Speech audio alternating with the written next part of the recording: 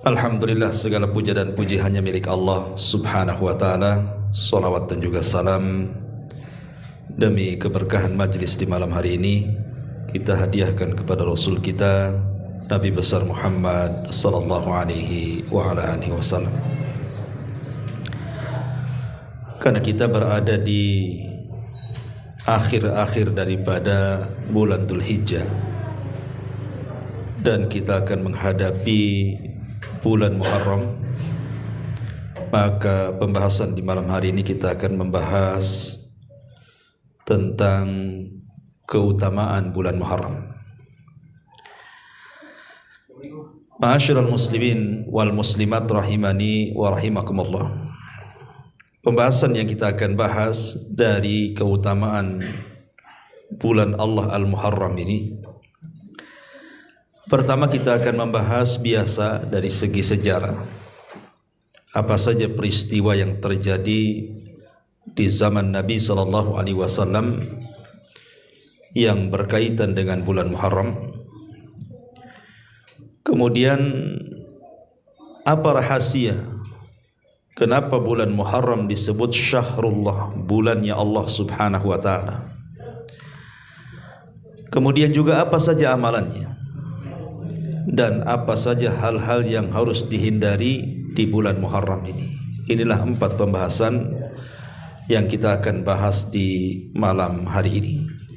Mudah-mudahan cukup waktunya, kalau tidak maka bersambung.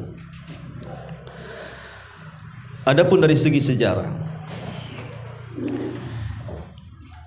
bulan Muharram ini penuh dengan sejarah, baik sejarah di zaman Nabi SAW atau sejarah sebelum adanya Nabi SAW.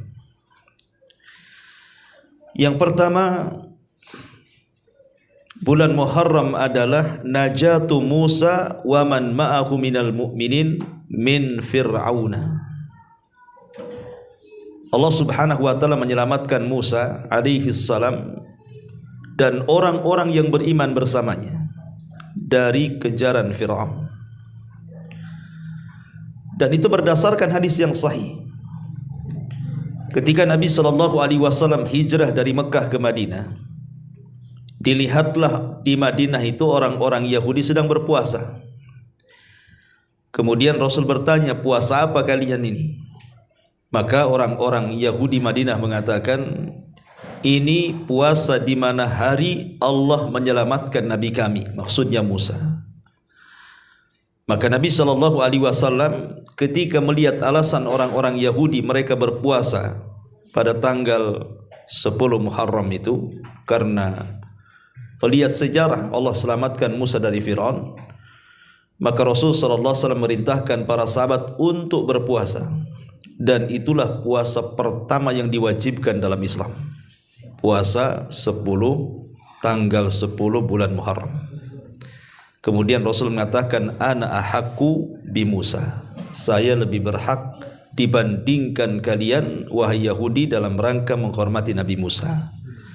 Maka Rasul berpuasa dan memerintahkan para sahabatnya untuk berpuasa.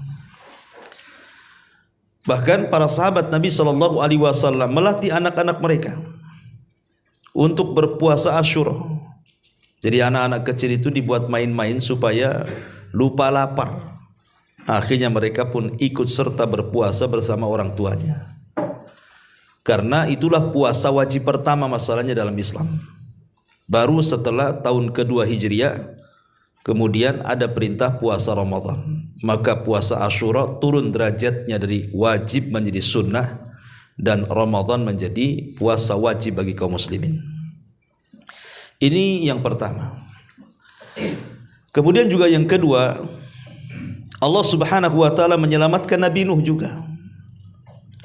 Menyelamatkan Nabi Nuh alaihi salatu wassalam dari tufan, tepat di tanggal 10 bulan Muharram.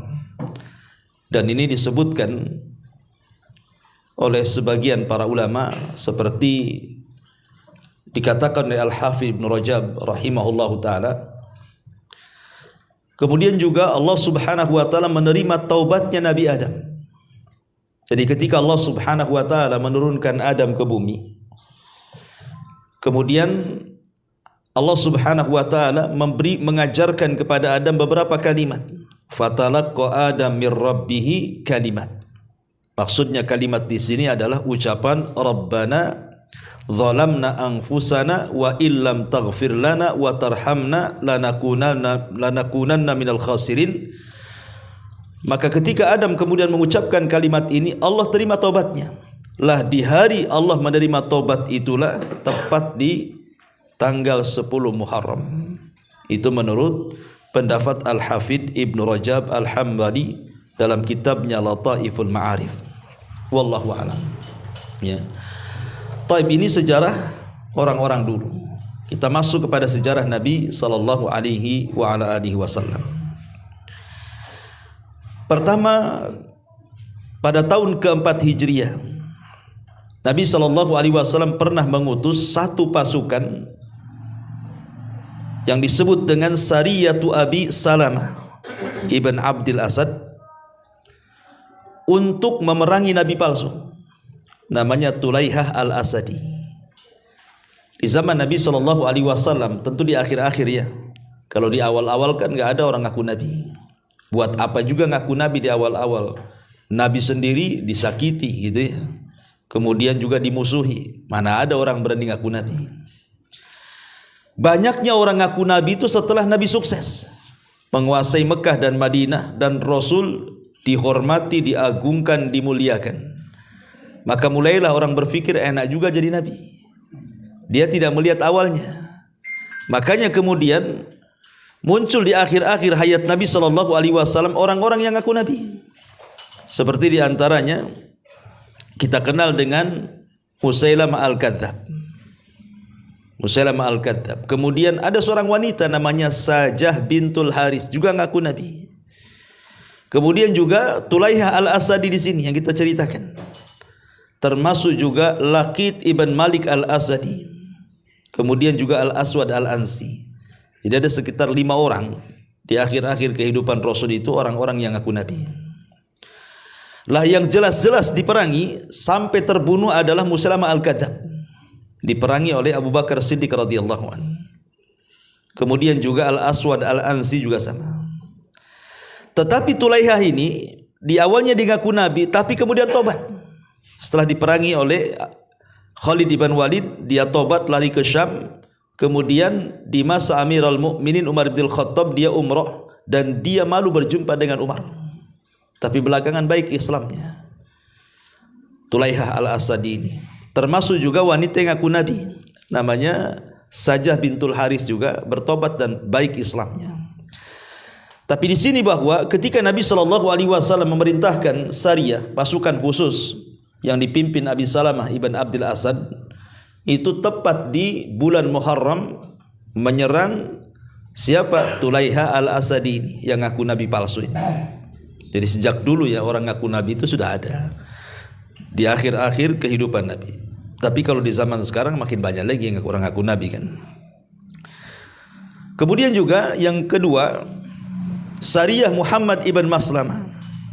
Nabi mengutus pasukan khusus dipimpin oleh Muhammad ibn Maslamah ke arah Najd. Lah pulang dari pasukan ini pulang dari peperangan dan Allah menangkan. Di tengah jalan mereka menawan seseorang namanya Thumamah ibn Asal. Jadi mereka pulang, tiba-tiba di tengah jalan mereka kemudian menangkap Thumamah ibn Asal. Mereka tidak tahu siapa Thumamah ibn Asal ini. Setelah kemudian ditangkap, diserahkan kepada Nabi.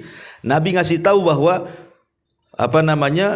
Thumamah ibn Asal ini adalah pemimpin Bani Hanifah. Dan Bani Hanifah itu termasuk kabilah yang kaya akan gandum. Jadi orang-orang Mekah itu dipasok gandumnya dari Bani Hanifah. Lah pemimpinnya itu Thumamah bin Asal itu ditangkap oleh sahabat. Makanya Nabi SAW sangat kemudian memuliakan Thumamah walaupun dia tidak masuk Islam. Dia diikat di tiang masjid. Kemudian tiap hari Nabi SAW memberikan makanan, kemudian memperbaiki hubungannya. Akhirnya belakangan dia pun masuk Islam, Thumamah ibn Asad ini. Dan di sini juga ada polemik akhirnya kan tentang hukum orang yang junub boleh nggak tinggal di masjid. Karena di sini Sumamah ini orang kafir, dia diikat di masjid. Orang kafir mana ada mandi junub, ya kan?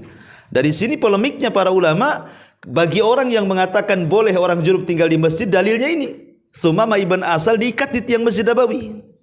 Karena orang kafir tidak pernah junub kan gitu. Nah, itu masalah lain, masalah fikih ya. Tapi yang jelas bahwa Sumamah ibn Asal ketangkap kemudian belakangan masuk Islam. Kemudian juga yang ketiga, pernikahan Nabi SAW dengan Safiyah bintu Huyai. Safiyah bintu Huyai ibn Akhtab. Dan ini satu-satunya istri Nabi yang keturunan Yahudi, namanya Safiyah ini. Lah Safiyah sendiri sebenarnya dia adalah putri daripada pembesar Yahudi Huyai ibn Akhtab. Itu orang yang paling musuhi Nabi itu. Orang yang paling memusuhi Nabi. Tetapi dia juga dieksekusi ketika Bani Quraidah tumbang kepada kaum muslimin. Lah salah satu yang dieksekusi mati adalah ayahnya, Huyai ibn Akhtab ini. Lah Huyai ibn Akhtab ini sebenarnya dia seorang pemimpin Yahudi dan tahu kebenaran. Karena ketika mendengar Nabi SAW hijrah dari Mekah ke Madinah kemudian singgah di Kuba tuh, Huyai ibn Akhtab ini dan juga saudaranya sempat meneliti betul nggak dia Nabi. Kemudian dicocokkan dengan Taurat yang mereka baca setiap hari. Rupanya cocok. Tetapi kemudian karena kesombongannya tidak mau beriman. Makanya ketika saudara mengatakan huwa, apakah itu yang dimaksud Nabi di akhir zaman itu? Kata Huyai ibn Akhtab, iya. Ciri-cirinya persis. Tapi dia malah mengatakan, demi Allah aku akan memusuhi dia selama nyawaku berada di badanku. Bukannya beriman, malah bersumpah ingin memusuhi Nabi itu. Huyai ibn Akhtab itu orang Yahudi ya. Tapi kemudian dieksekusi di perang Bani Quraidah. Lah dia punya putri namanya Safiyah ibn Huyai ibn Akhtab ini. Lah ketika penyerangan Bani Quraidah, Safiyah ini kena tawan. Kemudian akhirnya Nabi SAW menawarkan kepada Safiyah antara masuk Islam atau dimerdekakan dan kembali kepada kabilahnya. Tapi kemudian Safiyah malah memilih dimerdekakan Rasul dan menikah dengan Nabi SAW. Dan Safiyah ini wanita yang cantik. Makanya Aisyah radhiyallahu anha itu paling cemburu dengan Safiyah. Dan istri-istri Nabi itu kan banyak. Ada yang turunan Mesir, ya seperti Maria Kiptiah gitu ya. Ada Safiyah ini keturunan Yahudi. Dan Safiyah ini selalu diejek, kena ejek tuh, terutama oleh Hafsah. Ya. Selalu dikatakan, hei putri Yahudi, kadang-kadang menangis dia. Makanya Nabi SAW menghibur Safiyah dan mengatakan, kenapa kau sedih wahai Safiyah? Engkau turunan Nabi, paman kamu juga seorang Nabi, bahkan suamimu juga seorang Nabi. Lalu apa yang kau sedihkan katanya?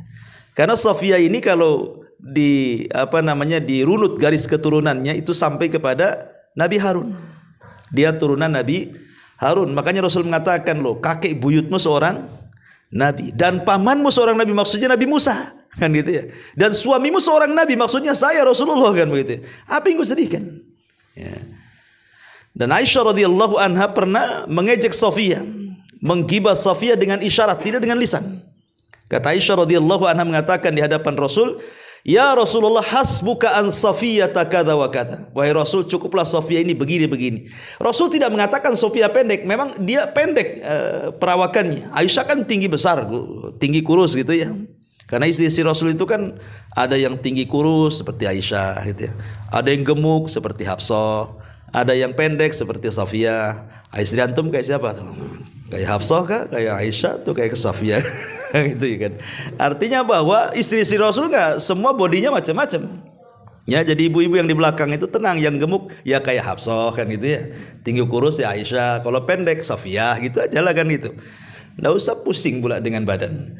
Jadi Aisyah radhiyallahu anha mengisyaratkan bahwa Safiyah itu begini, pakai isyarat tangan, enggak ngomong kalau Safiyah itu pendek, cuman pakai isyarat tangan begini saja. Rasul murka dan mengatakan, ya Aisyah, laqad qulti kalimatan law mujizat bihal bahru lamazazathu. Aisyah, engkau sudah mengucapkan satu kalimat. Kalau kalimat itu diletakkan di seluruh air lautan, cukup mencemari semua air lautan satu dunia ini katanya. Bayangkan, ghibah, satu kalimat ghibah bisa mencemari seluruh air lautan tuh. Saking bahayanya ghibah. Ya. Lah Nabi SAW menikahi Safiyah itu tepat di tahun ke-6 Hijriah di bulan Muharram. Ya. Kemudian yang keempat, Nabi SAW menyerang Khaybar. Menyerang Khaybar itu tahun keberapa? 7 Hijriah. Yaitu tepat di bulan Muharram.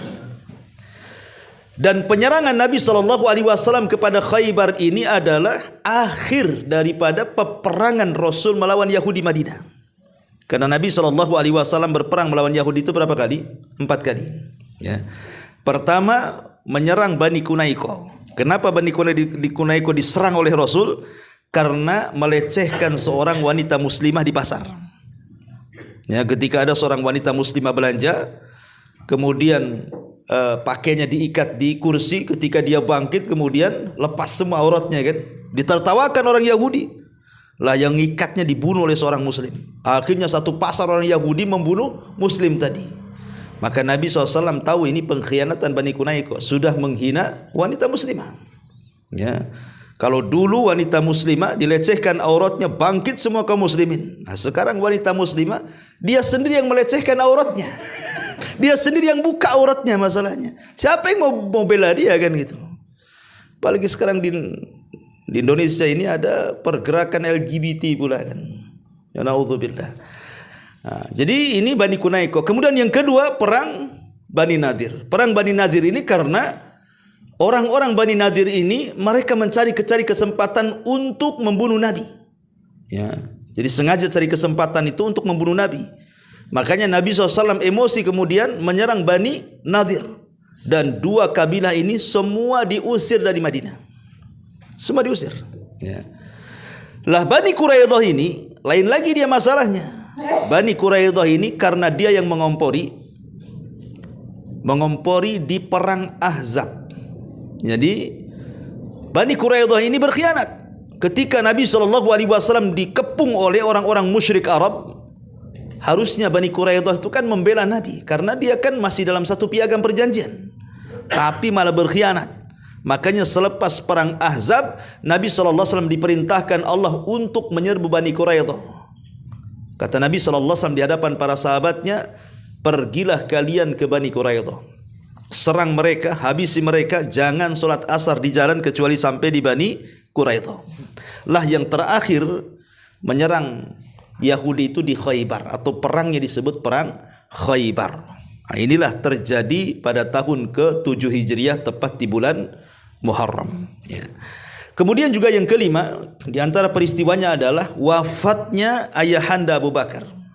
Siapa ayahanda Abu Bakar? Abu Quhafah radhiyallahu an. Jadi kalau kita melihatnya keutamaan Abu Bakar itu di zaman itu, tidak ada yang satu keluarganya semua masuk Islam kecuali Abu Bakar. Kalau yang lain itu kadang suaminya masuk Islam, istrinya tidak. Atau suami istri masuk Islam, ayahnya enggak. Atau ayahnya masuk Islam, anaknya pula tidak kan itu.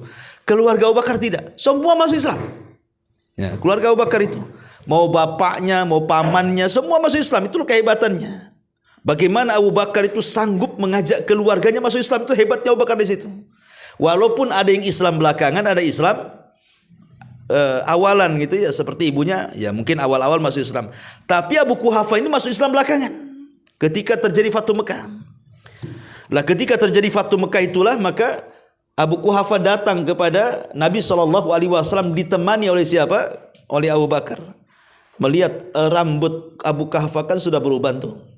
Maka Nabi SAW ngomong sama Abu Bakar, disuruh menghinanya, mewarnai, tetapi kata Rasulullah jauhi warna hitam. Makanya kemudian Abu Quhafah diwarnai, janggutnya diwarnai, kemudian rambutnya diwarnai, ya supaya nampak agak muda lah kan gitu ya, enggak tua kali.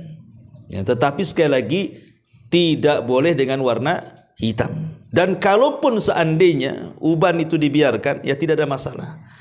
Tapi termasuk sunnah itu menghena, ya, karena Rasul pernah bertanya kepada para sahabat macam mana orang-orang Yahudi terhadap uban-uban mereka. Kata sahabat mengatakan mereka tidak merubahnya, dibiarkan begitu saja. Maka Rasul mengatakan warnai rambut kalian selisih Yahudi dan hindari warna hitam, kata Nabi. Ya. Nah, jadi yang mewarnai kalau sudah berubah ini enggak, masih hitam malah dijadikan putih pula sama dia. Ya, kadang-kadang sininya putih, tengahnya merah, sininya pelangi jadi kepalanya kan. Anak-anak pang itu. Jadi ini diantara lah Abu Quhafa ini dia meninggal justru setelah Abu Bakar meninggal. Anaknya meninggal duluan. Abu Bakar meninggal duluan. Kemudian dia mendapatkan warisan 1/6-nya, kemudian tapi diserahkan kepada anaknya Abu Bakar. Setelah itu kemudian tepat di tahun ke-14 Hijriah di bulan Muharram, Abi Quhafah pun meninggal dunia. Ya. Kemudian juga yang ke-6, ya, di antara peristiwa dan ini yang masyhur, yang sangat masyhur dan sering dikisahkan baik ahli sunnah atau orang Syiah, adalah terbunuhnya Husain di Karbala. Tepat pada hari Jumat tahun ke-61 Hijriah. Itu terjadi di bulan Muharram, tepat di tanggal 10. Makanya orang-orang Syiah, kalau di bulan Muharram tanggal 10 itu mereka akan memukul-mukul badan-badan mereka sampai berdarah-darah, sampai bayi pun diketuk kepalanya biar keluar darahnya itu. Kemudian kalau ditanya alasannya apa? Alasannya karena ingin menebus kesalahan mereka kepada Husain. Jadi apa yang mereka rasakan dari derita yang mereka pukulkan ke badan itu tidak seberapa dibandingkan Husain ketika dipenggal kepalanya di Karbala. Makanya orang Syiah itu merayakan seperti itu. Karena di bulan Muharram ini ada dua kelompok. Yang satu terlalu senang, yang satu terlalu sedih. Yang terlalu senang adalah kelompok Khawarij, orang-orang Nasibah. Mereka senang dengan terbunuhnya Husain karena mereka yang membunuh. Makanya dengan senang hati mereka itu terkadang makan-makan. Ya. Tapi ada juga kelompok yang terlampau sedih, orang-orang Syiah, karena terbunuhnya Husain di Karbala tepat di bulan Muharram. Tapi ahli sunnah tengah-tengah antara Syiah dan Khawarij. Kita ini tengah-tengah. Kita tidak merasa sedih berlebihan sehingga harus memukul-mukul badan. Karena Rasul yang mengatakan kan, laisa minna man dharaba al-hudud wa syaqqal juyub wa da'a bid'awal jahiliyah. Kata Rasul, bukan termasuk umatku orang yang suka mukul-mukul pipi, merobek-robek pakaian atau berteriak-teriak ala jahiliyah, kata Rasulullah. Tapi kita juga tidak seperti orang Khawarij senang-senang makan-makan, tidak. Kita sedih. Karena bagaimanapun Husain adalah cucu Nabi SAW dan dia akan menjadi pemimpin kita di sorga. Tapi kita tetap mengatakan inna lillahi wa inna ilaihi raji'un, dan kita doakan kebaikan kepada Husain ibnu Ali radhiyallahu an. Lah terbunuhnya Husain itu tepat pada hari Jumat tahun ke-61 Hijriah di tanggal 10 Muharram. Husain terbunuh di Karbala.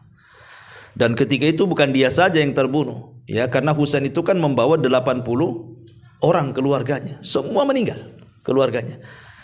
Ya, celakanya Husain itu bukan hanya membawa anak-anak dia saja, tapi anak-anak Hasan pun ikut sama dia. Makanya ketika terjadi perang Karbala itu, tidak ada yang tersisa dari turunan Husain kecuali satu.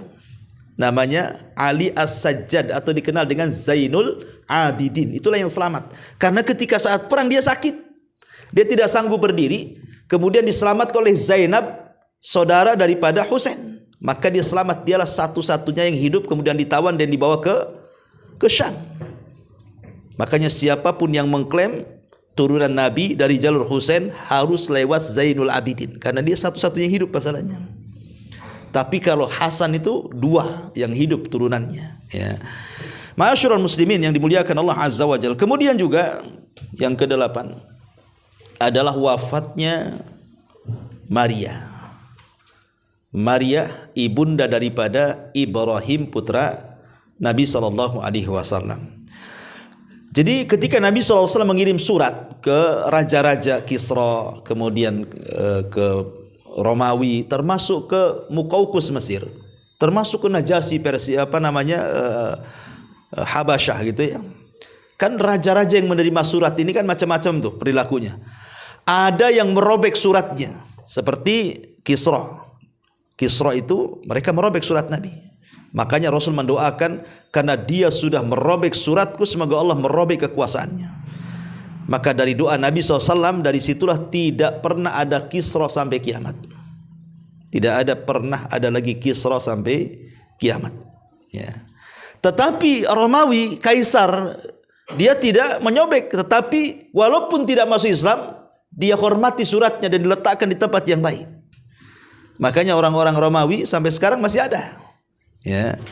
Kemudian Muqawqis Mesir, dia tidak masuk Islam, tetapi dia menghargai surat itu, makanya memberikan hadiah. Lah salah satu hadiah yang diberikan kepada Rasulullah 2 budak, satu Maria Kiptia, satu Raihanah namanya. Lah Raihanah ini dihadiahkan oleh Rasul kepada juru bicara Nabi SAW Hasan ibn Thabit. Kemudian Maria Kiptia diambil Nabi SAW.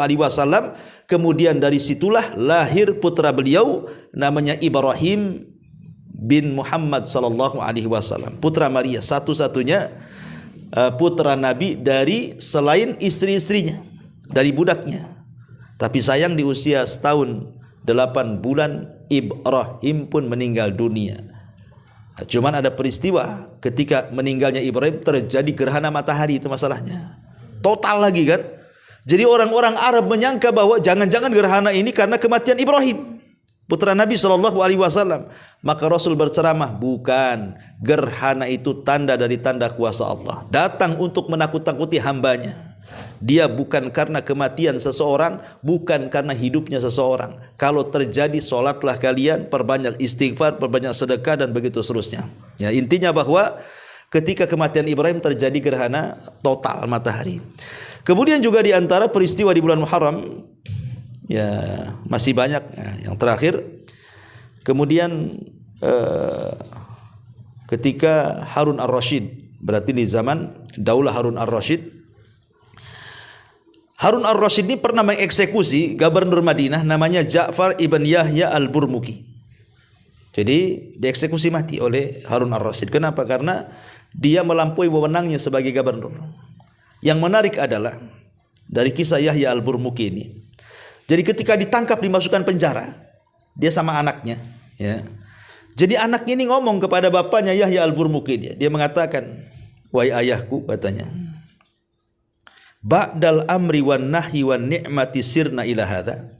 Setelah kita berada di atas, mampu memberikan perintah, mampu mencegah orang, menikmati kerajaan dan berbagai macam makanan fasilitasnya, tiba-tiba kita berada di penjara seperti ini, wahai ayahku. Sebenarnya apa yang terjadi? Ya. Maka Yahya al-Burmuki mengatakan kepada anaknya, "Ya bunai, hadhihi da'watu madlum sarat bil laili ghafalna anha wa lam yaghfalillahu anha." Ini kata-kata yang bagus sekali. Wahai anakku, jangan boleh jadi ini doa orang yang dizalimi, yang melesat tengah malam. Kita lalai dari doa itu, tapi Allah tidak pernah lalai. Boleh jadi ini doa yang dizalimi, yang tadinya kita hidup senang, sekarang kita hidup di penjara. Boleh jadi doa mereka dikabulkan Allah Azza wa Jalla. Hati-hati ya, doa orang yang antum zalimi itu. Ya, karena orang yang dizalimi itu tidak pernah lupa kita. Kita yang lupa sama dia. Orang kalau disakiti tidak kena lupa dia. Orang yang nyakiti orang itu lupa dia. Dah lupa senyakiti orang tuh. Nah, itulah makanya kenapa orang yang dizalimi itu tidak pernah tidur. Sebagaimana Allah juga tidak pernah tidur. Makanya doanya makbul. Dan banyak peristiwa ini dari segi sisi sejarah ya, tentang bulan Muharram. Baik, kita masuk pada keutamaan. Yang pertama, bulan Muharram itu disebut dengan Syahrullah, bulannya Allah. Jadi bulan Muharram itu disebut bulannya Allah, satu-satunya bulan dalam 12 bulan dalam setahun itu yang dinisbatkan kepada Allah, diidhafahkan kepada Allah, itu hanya bulan Muharram. Syahrullahil Muharram, bulan Allah adalah bulan Muharram. Dan sesuatu yang dinisbatkan kepada Allah atau yang diidhafahkan kepada Allah, pasti sesuatu itu akan mulia. Contoh Ka'bah, Baitullah, kan gitu ya. Atau contoh mujizatnya Nabi Saleh, unta, naqatullah. Kemudian juga di sini Syahrullah, bulannya Allah. Kata Nabi SAW, Syahrullah, bulannya Allah. Jadi sesuatu yang dinisbatkan kepada Allah berarti sesuatu itu sangat mulia. Sesuatu itu sangat istimewa. kalau seandainya diidhafahkan kepada Allah seperti Syahrullah Al-Muharram, bulannya Allah, bulan Muharram. Ini yang pertama. Kemudian yang kedua, di antara rahasia daripada bulan Muharram itu, ikhwan, ya. Bulan Muharram ini adalah awal dari permulaan bulan Hijriah. Dan Allah Subhanahu wa taala mentakdirkan akhir dan awal bulan itu dipenuhi dengan ibadah. Akhir dan awal bulan itu dipenuhi dengan ibadah. Akhir bulan, ya sekarang ini akhir bulan, namanya bulan Dzulhijjah kan akhir bulan sekarang. Lihat amalan bulan Dzulhijjah. Allah Subhanahu wa taala merintahkan lewat Rasulnya apa? Memperbanyak puasa. Ya. Kemudian di awal bulan ada perintah puasa lagi. Puasa tanggal 10 Muharram, atau puasa tanggal 9-nya, atau puasa tanggal 9, 10, 11 boleh. Bisa tanggal 10 saja, bisa tanggal 9, 10, bisa tanggal 9, 10, 11. Seolah-olah Allah Subhanahu wa taala ingin mengatakan ingin menghendaki kepada kita kebaikan awal dan akhir. Jadi akhir tahun dan awal tahun ditutup dengan ibadah. Dan itu kalau seandainya Allah takdirkan kita tidak lagi diberikan usia panjang oleh Allah Azza wa Jalla, berarti kita berada di atas ibadah. Karena kita tutup akhir dan awal dengan ibadah. Ma'asyiral muslimin yang dimuliakan Allah Azza wa Jalla, ada doa yang diajarkan oleh Nabi SAW yang kadang-kadang kita lupa gitu ya membacanya. Bahwa doa ini sangat dianjurkan. Kadang saya kalau awal Muharram itu banyaklah di di WA ini atau di Facebook, kadang-kadang seliwer ya selamat tahun baru Hijriah gitu ya. Selalu itu. Tetapi tidak ada doa di situ. Harusnya kewajiban kita adalah berdoa, doa awal tahun namanya. Dan itu disebutkan dalam hadis Abi Ukail dari bapaknya dari Abdullah ibn Hisham. Apa kata dia? Kana ashabu Rasulillah sallallahu alaihi wasallam yata'allamuna hadha ad-du'a kama yata'allamuna al-Qur'an idza dakhala asy-syahr aw as-sana. Sahabat Rasul apabila mereka masuk kepada awal tahun ataupun awal bulan, maka mereka mengajarkan doa ini sebagaimana mereka mengajarkan Al-Quran kepada anak-anak mereka. Apa doanya? Mereka berdoa, Allahumma adkhilhu alaina bil amni wal iman wassalamati wal islam wa jiwarin minasyaitan wa ridwanim minar rahman. Ini doa awal tahun. Doa awal tahun meminta kepada Allah Subhanahu wa taala 4 perkara. Ya. Apa yang diminta? Allahumma adkhilhu alaina, ya Allah, masukkan bulan itu kepada kami, maksudnya awal bulan Muharram itu, bil amni, pertama berikan keamanan. Karena aman itu penting, ikhwan. Orang kalau dipenuhi dengan rasa takut, jangankan lagi bicara ibadah, mau cari maisha saja tidak bisa. Lihat orang-orang yang hidup di negara konflik itu, nggak aman itu.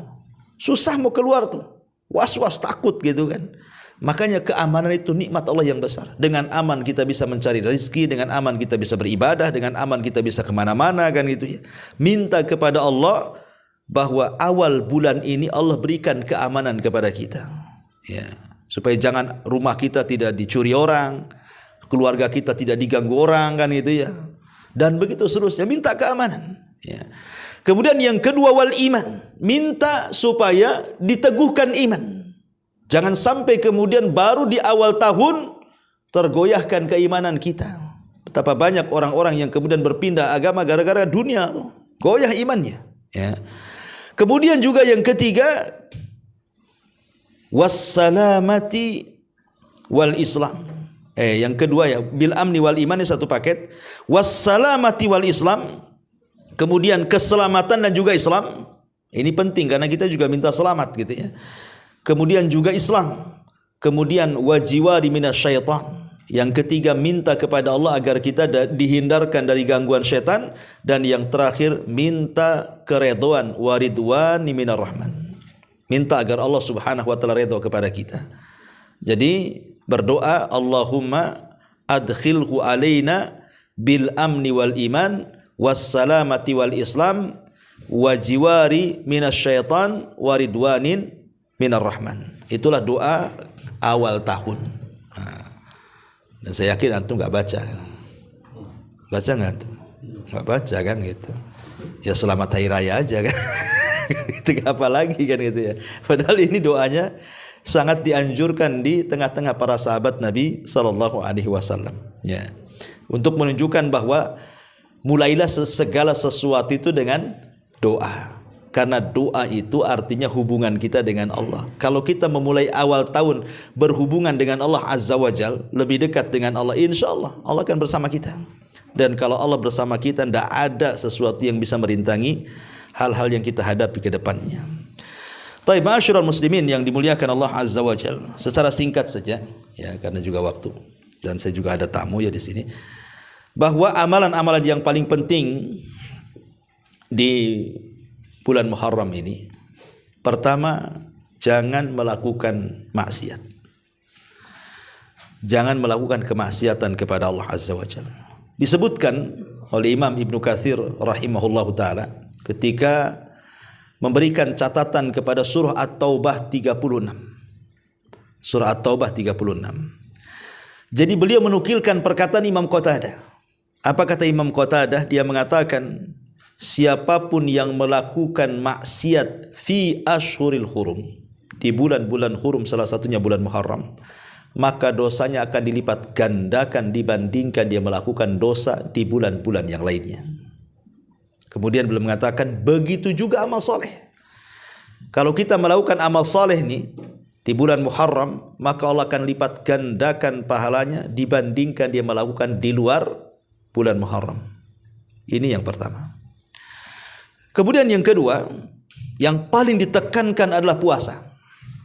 Yang paling ditekankan memperbanyak puasa sunnah.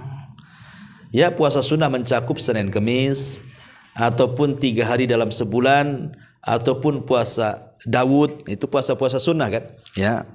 Kemudian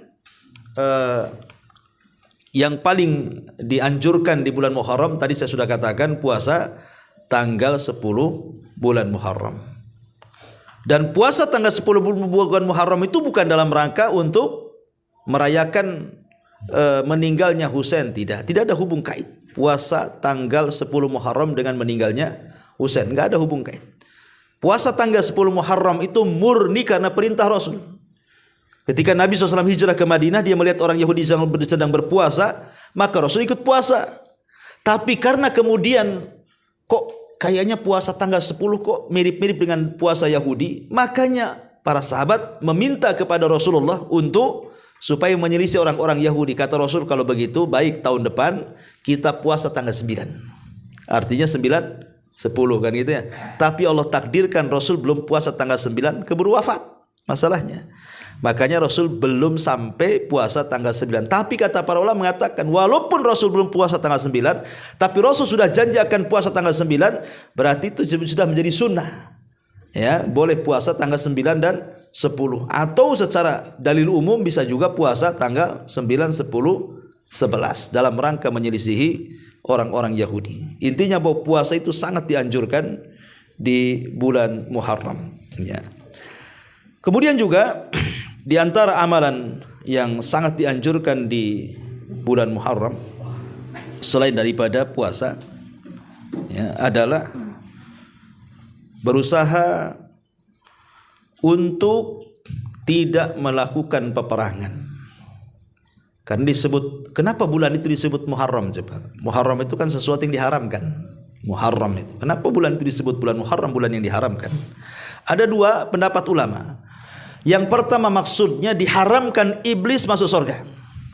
Jadi saat iblis dikeluarkan dari surga, berarti sejak itu haram bagi iblis masuk surga. Lah saat dikeluarkan iblis dari surga itulah tepat di bulan Muharram, maka bulan itu disebut Muharram. karena iblis diharamkan lagi masuk surga. Ini satu pendapat. Pendapat yang kedua, maksudnya diharamkan, tidak boleh mengangkat senjata. Tidak boleh mengangkat senjata. Makanya orang-orang jahiliyah di atas kesyirikan mereka, mereka sangat memuliakan bulan Muharram. Sampai kalau seandainya ibu mereka dibunuh, ayah mereka dibunuh, dan itu terjadi di bulan Muharram, mereka tidak akan balas dendam. Mereka nunggu Muharram lewat. Nah, gitu. Tapi kalau masih bulan Muharram, mereka biarkan pembunuhnya tuh. Karena apa? Memuliakan bulan Muharram. Itu orang jahiliyah di atas kejahiliahannya tuh. Lah ketika datang Islam, semakin dikokohkan kemuliaannya. Makanya kemudian tidak boleh berperang di bulan Muharram. Maksudnya perang menyerang, bukan perang dalam rangka bertahan. Kalau diserang ya tidak bisa kita diam saja. Kalau diserang ya kita nyerang. Maksudnya di sini perang yang sifatnya nyerang itu tidak boleh. Ya, tidak boleh dilakukan di bulan Muharram. Karena disebut Muharram sendiri ya karena sebab ini tidak boleh melakukan peperangan. Ya, jadi ini di antara amalan bulan Muharram adalah jangan sampai mengangkat senjata dalam rangka melakukan peperangan. Ya termasuk juga mungkin ya bisa dikiaskan kepada perkelahian. Ya di bulan Muharram malah kelahi pula kan ngangkat senjata antar preman, antar geng, antar anak sekolah. Ini gimana? Enggak muliakan bulan Muharram namanya. Ya, intinya bahwa itulah di antara kenapa sebab bulan itu disebut bulan Muharram. Wallahu alam. Ikhwan, kebetulan saya ada tamu juga dari kawan-kawan dari Singapura ya. Ini sudah malam juga. Tidak ada tanya jawab. Insyaallah mungkin kita lanjutkan pembahasan di minggu depan. Mudah-mudahan ada manfaatnya. Subhanaka wa bihamdika asyhadu an la ilaha illa anta astaghfiruka wa atubu ilaik. Allahu ta'ala alam. Assalamualaikum warahmatullahi wabarakatuh.